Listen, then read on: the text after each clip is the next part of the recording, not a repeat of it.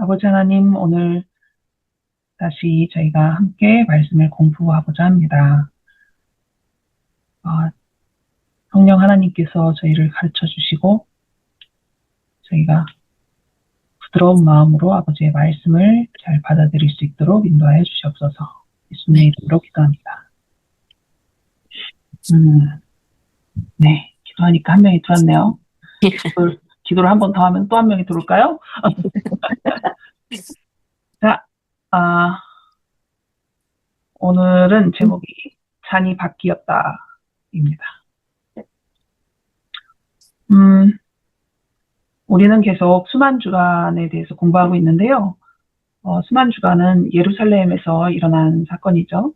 하지만 예수님이 성전에서 나오신 이후로 더 이상 성전으로 들어가시지는 않습니다. 지난주에 최후의 만찬에 대해서 공부를 했고요. 이제는 이동입니다. 어디로 가는 중이냐면은 5번에 겟셋마네로 가는 이제 도중에 여러 가지 일들이 있었는데, 간단하게 얘기를 하자면 요한복음 14장도 여기에 포함은 돼 있는데 14, 15, 16 그리고 예수님의 중보기도 17장까지 많은 내용들을 이제 제자들에게 말씀하시고 기도해 주시고, 그리고 또 비유의 말씀도 하시고 이랬던 내용들이 나와 있고, 마지막으로 오늘 다룰 내용의 마지막은 예수님께서 겟셋마네에서 기도하시는 내용입니다. 근데 이 내용이 많기 때문에 전체를 다 다룰 수는 없습니다. 예수님 그 공생의 마지막 6월절을 우리가 살펴보고 있고요. 지금은 지난주에 목요일 앞부분 했고, 이제 목요일에 일어났던 사건의 뒷부분. 그래서 겟셋마네에서 기도가 끝나고 체포되시고 이랬을 때는 어쩌면 금요일 새벽이었을지도 모르겠어요. 여하튼 우리 시간으로 하자면 지금은 목요일이지만 유대인들 시간으로는 이미 이제 그 다음 날로 넘어간 그런 예비일이 되었다라고 볼 수 있죠. 해가 지면 또 하루가 시작이 되니까. 이거는 목요일 저녁부터 금요일 저녁 때까지의 시간표를 24시간짜리를 이제 만들어 놓은 것입니다. 지난번에 이제 6월절 만찬, 최후의 만찬을 한 것이 목요일 저녁 식사였죠. 그리고 오늘은 이제 겟셋마네의 이야기를 여기서는 제일 중요하게 제목을 적어놨고, 졸도하셨을 때 가브리엘 천사가 내려와서 도움을 주는 장면이 나오죠. 그리고는 그 후에 자정쯤에 폭도들에 의해서 잡혀가셨고 7번의 신문을 거쳐서 아침 9시에 십자가에 못 박히는 그런 내용은 우리 시간을 가지고 얘기하자면 이제 금요일에 일어난 일들이죠.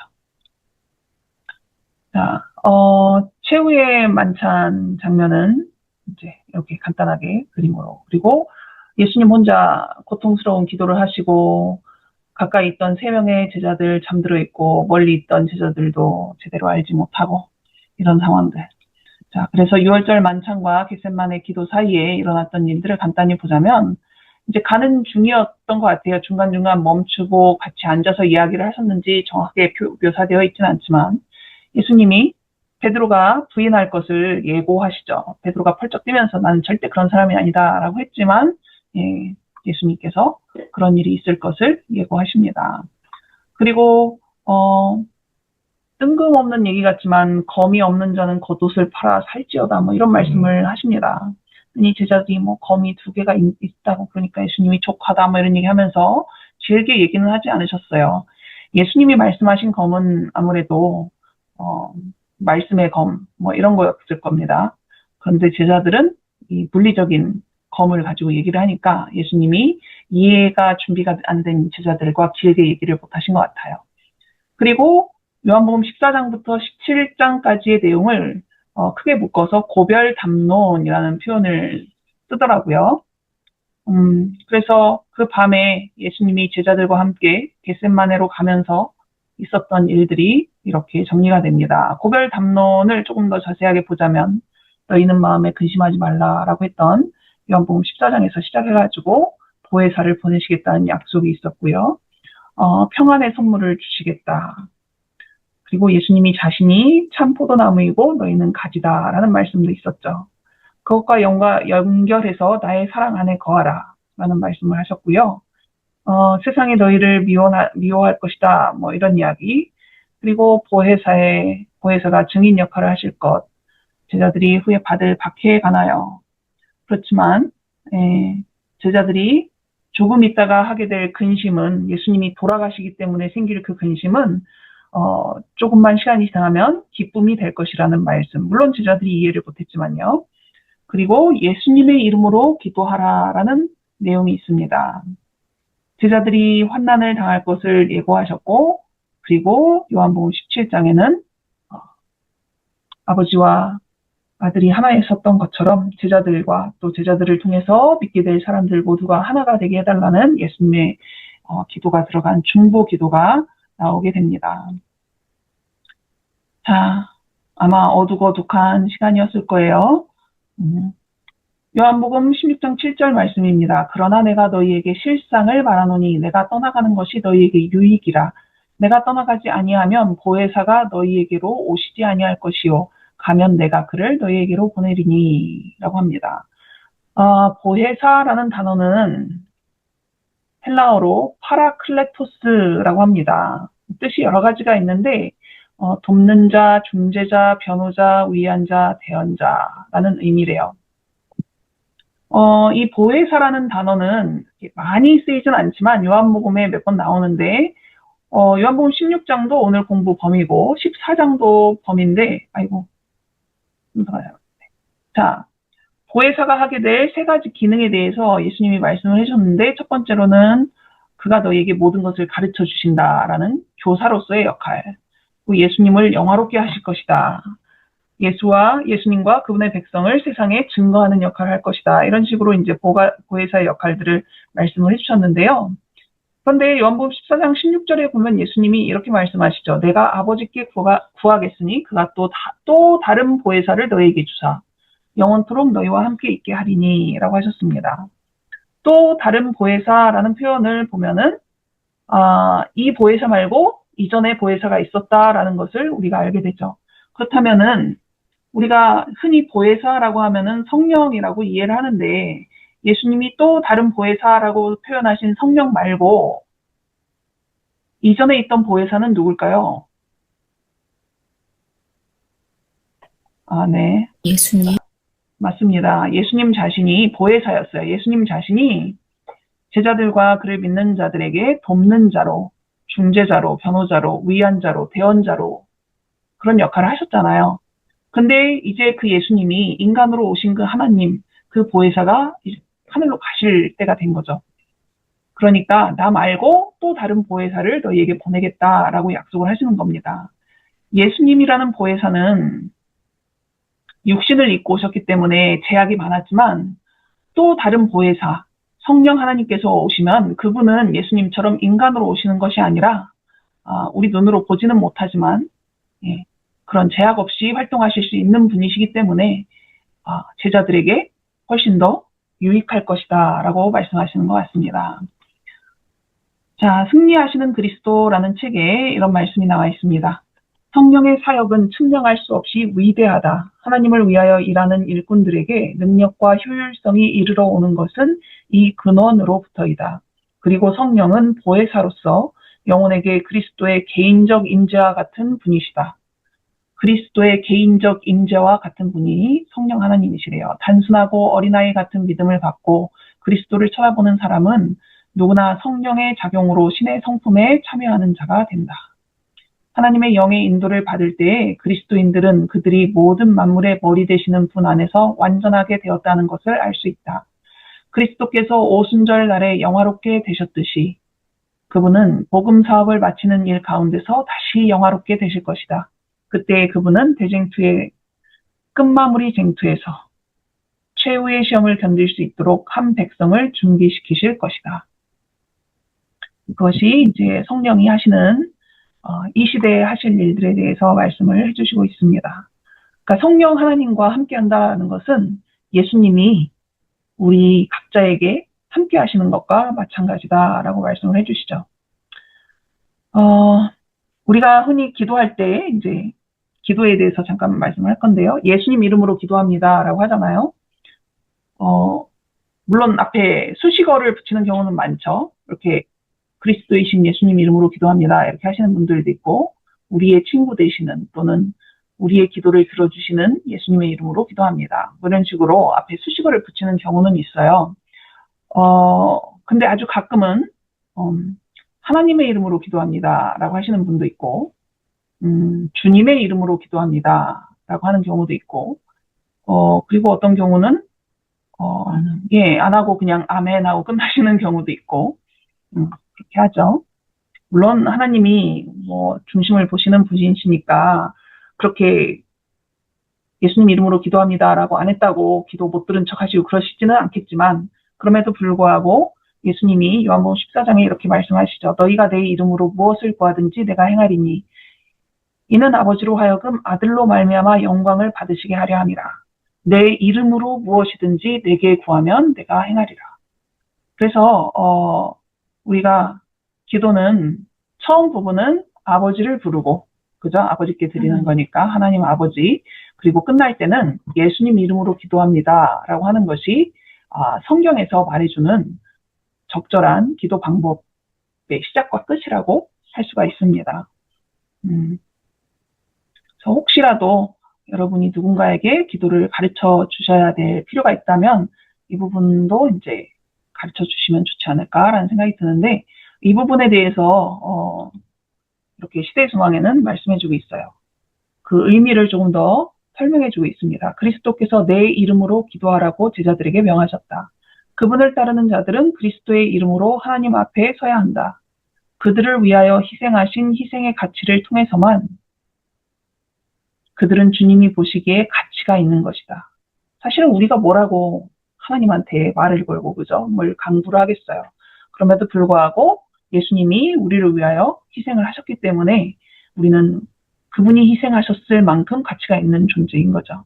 그리스도께서 끼쳐주신 의로 말미암아 그들은 귀중하게 헤아림을 받는다. 그리스도를 인하여 주께서는 당신을 두려워하는 자들을 용서하신다. 그분은 그들에게서 죄인의 비루함을 보지 않으신다. 하나님께서는 그들 안에서 그들이 믿는 당신의 아들과 동일함이 있음을 인정하신다. 그러니까 우리가 예수님의 이름으로 기도합니다 라고 할 때 하나님은 죄로 찌든 우리를 보시는 게 아니라 우리를 구원하신 예수님을 우리 가운데서 보시는 거죠. 그러니까 우리가 예수님의 이름으로 기도할 때는 하나님이 우리 때문에 기도를 들어주시는 게 아니라 예수님 때문에 예수님을 보듯이 우리를 보시고 예수님의 기도를 들으시듯이 우리의 기도를 들어주시는 거죠. 그러니까 우리가 예수님의 이름으로 기도하는 것은 훨씬 더 깊은 의미가 있고 중요한 의미가 있는 것 같습니다. 자, 이제 겟세마네 동산에서 기도하시던 예수님의 말씀의 일부분을 보도록 하겠습니다. 여러분이 사실은 여러 번 읽으셨고 설교도 들으셨기 때문에 그러니까 다 전체를 말씀하지는 않겠고요. 예수님이 이 26장, 마태복음 26장 39절에 나왔던 이 기도를 3번 정도 반복하시잖아요. 그죠? 비슷한 내용이 반복이 됩니다. 조금 나아가서 얼굴을 땅에 대시고 엎드려 기도하여 이르시되 내 아버지여 만일 할만하시거든 이 잔을 내게서 지나가게 하옵소서. 그러나 나의 원대로 마시옵고 아버지의 원대로 하옵소서 하시고 이 잔을 내게서 지나가게 하옵소서. 성경에는 잔에 대한 이야기들이 여러 번 등장을 합니다. 우리가 기독교인들에게 엄청나게 사랑을 받는 시편 23편에 보면은 내 잔이 넘치나이다 라는 표현이 나오죠. 그리고 시편 116편 13절에도 내가 구원의 잔을 들고 여호와의 이름을 부르며 이런 이야기를 합니다. 자, 시편 23편과 116편에 나온 잔은 긍정적인 의미의 잔인 것 같습니까? 부정적인 의미의 잔인 것 같습니까? 긍정. 네. 이것은 하나님의 축복의 잔을 이르는 그런 표현입니다. 하지만 예수님이 그 축복의 잔을 마시고 싶지 않아가지고 이 잔을 내게서 지나가게 하옵소서 하지는 않으셨을 거예요. 그죠? 또 다른 잔이 나옵니다. 이사야 51장 17절 여호와의 손에서 그의 분노의 잔을 마신 예루살렘이요. 이런 표현이 나옵니다. 또 다른 표현은 에스겔 23장 31절 내가 내 형의 길로, 여기서는 형의 길이 우상 숭배하는 길입니다. 행하였은즉 내가 그의 잔, 우상 숭배하는 형이 받은 잔을 내 손에 주리라 라고 하신 말씀이에요. 자, 분위기를 보아서 아시겠지만 이것은 하나님의 분노의 잔입니다. 진노의 잔 또는 분노의 잔이라고 표현을 하죠. 자, 예수님이 말씀하신 이 잔은 어떤 잔일까요? 여호와의 분노의 잔은, 진노의 잔은 악인에 대한 하나님의 마지막 집행 심판을 상징한다. 그 잔을 마시면은 더 이상 돌이킬 수 없는 거죠. 그 잔은 죄인들에 대한 하나님의 판결을 포함합니다. 자, 예수님의 이 잔은 어떤 잔이길래 예수님이 그 잔을 그토록 마시기가 힘들다라고 하신 걸까요? 하나님의 분노의 잔, 악인들에게 내려질 집행 심판의 잔이 자신의 바로 앞에 이른 것을 예수님이 아셨던 거죠. 하지만 인간이 되신 예수님께도 이 잔은 너무나 두려운 일이었기 때문에 지나가게 하옵소서라고 하셨죠. 그렇지만 끝까지 그것을 고집하는 것이 아니라 아버지의 원대로 하옵소서라고 기도를 하십니다. 하나님의 축복의 잔에 대해서 신약 성경은 어떤 걸로 표현하고 있을까요? 이 최후의 만찬에서 제자들은 우리가 지난 안식일 했던 것처럼 성만찬 예식, 떡은 훨씬 크네요. 잔도 크고, 네. 예, 하지만 여하튼 이 잔을 마실 때마다, 이 떡을 먹을 때마다 뭐 이런 얘기를 하시면서 기념하라고 하셨던 그런 내용이죠. 그리고 하나님의 분노의 잔은 예수님께서 죄인을 대신하여 돌아가신 이 십자가를 말하는 것입니다. 이 일은 하나님이 인간의 모습으로 이렇게 해가지고 오셨기 때문에 예수님도 이런 거는 전혀 힘들지 않지 않았을까? 뭐 이런 생각을 하는 사람도 종종 있지만 그분은 온전한 인간으로 오셨기 때문에 그 사건이 다가오는 것이 두렵기도 했고, 물론 우리가 생각하는 것처럼 십자가형이 너무나 아파서 괴로웠다기보다는 아버지와 분리되는 것 때문에 너무나 힘드셨다라고 얘기는 하지만 여하튼 이 잔이 예수님께도 너무나 힘든 잔이었다라는 거죠. 예수께서는 스스로 죄에 대한 하나님의 심판을 짊어지실 때 하나님의 진노의 잔을 마셨다. 그렇게 하심으로 그분께서는 우리가 새 언약의 구원의 잔을 마실 수 있게 해주셨다. 주님께서는 그분에게 속한 구원의 잔을 우리가 마실 수 있게 하기 위해서 우리에게 속한 정죄를 친히 당하셨다. 주님의 성찬 예식은 이것을 특별히 기념한다. 몇 시간 전에 예수님은 제자들에게 새 언약의 구원의 잔을 기념하는 첫 번째 예식을 제자들과 함께 했습니다. 그리고 원래는 제자들이 그리고 모든 인간들이 마셔야 하는 그 진노의 잔을 자신이 마실 시간이 다가왔다는 것을 알고 계셨던 거죠. 밤에 찬 이슬이 예수님의 극도로 지친 몸 위에 내리나 그분은 그것을 개의치 않으신다. 그분의 창백한 입술에서는 내 아버지여 만일 하실 만한 하시거든 이 잔을 내게서 지나가게 하옵소서라는 고통의 부르짖음이 새어나온다. 그러나 아직도 그분은 그러나 나의 원대로 마옵시고 아버지의 원대로 하옵소서라고 덧붙이신다. 극도로 고민하는 가운데 그처럼 자주 축복하고 위로하며 슬픔과 어려움에서 보호하셨던 제자들에게서 어떤 위로의 말을 듣고자 하는 간절한 마음으로 그분은 그들에게로 오셨다. 항상 그들에게 동정의 말씀을 하셨던 그분이 이제 초인간적인 고민을 당하시면서 그들이 당신과 그들 자신을 위하여 기도하고 있다는 사실을 알고자 열망하셨다. 죄의 악함이 얼마나 어둡게 보였던가. 인류로 범죄의 결과를 당하게 하고 당신 자신은 하나님 앞에 결백한 사람으로 서라는 유혹은 무서운 것이었다. 만일 제자들이 이 사실을 깨닫고 감사하다는 것을 아실 수만 있었더라도 그분은 용기를 얻으셨을 것이었다. 그러나 슬프게도 제자들은 예수님이 3번 오셨을 때 그 한 번도 깨어서 기도하고 있는 모습을 예수님께 보여드리지 못했죠. 예수님은 이렇게 힘겨운 기도를 하시고 제자들의 동정은 1도 얻지 못하신 상태에서 기진맥진해서 쓰러지셨고 천사들이 와서 힘을 북돋아주는 장면이 나오죠. 결국 우리는 오늘 이야기를 통해서 예수님의 원래 가지셨던 잔과 우리의 잔이 바뀌었다라는 것을 알 수 있었습니다. 우리가 마셨어야 되는 분노의 잔을 예수님께서 대신 마시고 축복의 근원이신 예수님이 우리에게는 축복의 잔, 은혜의 잔을 주셨죠. 구원의 잔을 주셨죠. 자, 그래서 오늘 순환주간 5째 날 이야기를 마치도록 하겠습니다. 일단 기도를 하시죠. 사랑이신 아버지 하나님, 과연 우리가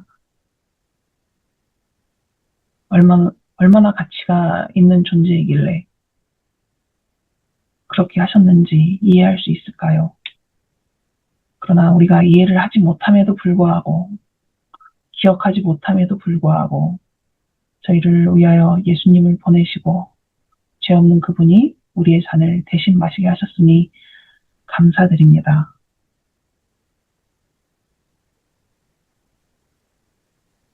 그 잔을 바꾸어 마시는 예수님의 고통의 시간을 저희가 이전보다 더 이해하고 기억하고 살아갈 수 있도록 인도하여 주시옵소서. 예수님의 이름으로 기도합니다. 아멘.